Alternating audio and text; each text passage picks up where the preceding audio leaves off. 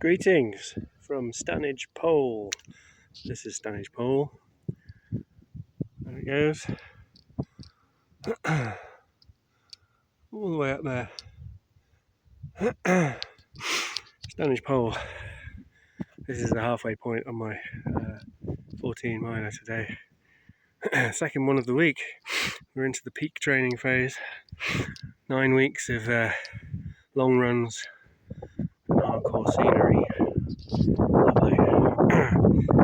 This is, I don't know what that mall is actually called, unfortunately, but we're getting around to Stanage Edge over there. You can't really see it, it's the horizon, and then the near horizon here. Famous climbing spot, loved by the young and old, the climbing fraternity all. Not so good for running on, because it's so lumpy and bumpy. Anyway, this is the halfway point, 7 miles.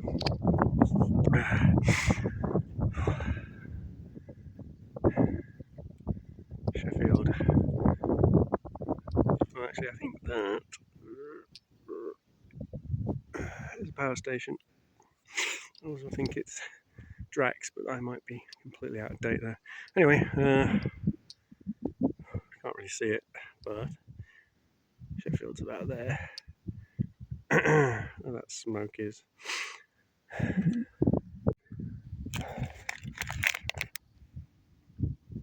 What do you call that? Candied fruit? Maybe? Dried fruit? It's pretty, it looks like kibble. Doesn't taste brilliant either. They're a bit chewy. Can't really breathe when you eat it when you're running. But that's just the way of the world. The other thing about Stanage Pole is that it's one of the historical way markers that pack horses would use to transport goods from Sheffield all the way over to Manchester and Liverpool, way over there. Surprising thing about those pack horses is that they were never led. They were never led by humans. The pack horses knew the route, and they would follow the route in trains of up to 30 horses. Between these markers, you see them all the way along the moors, just like single gateposts, just stuck up in the soil. Yeah, they wouldn't have anybody leading them. They might sometimes have a rider at the back, just in case of theft or robbery, which is the same thing.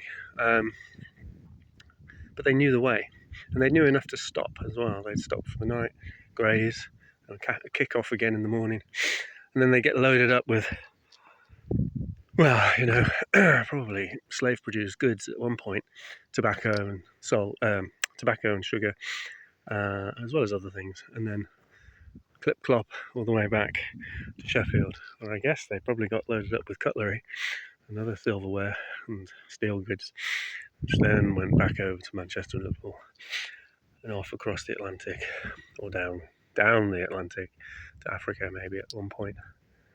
But that's speculation. It's probably quite close to the truth, but it's definitely speculation.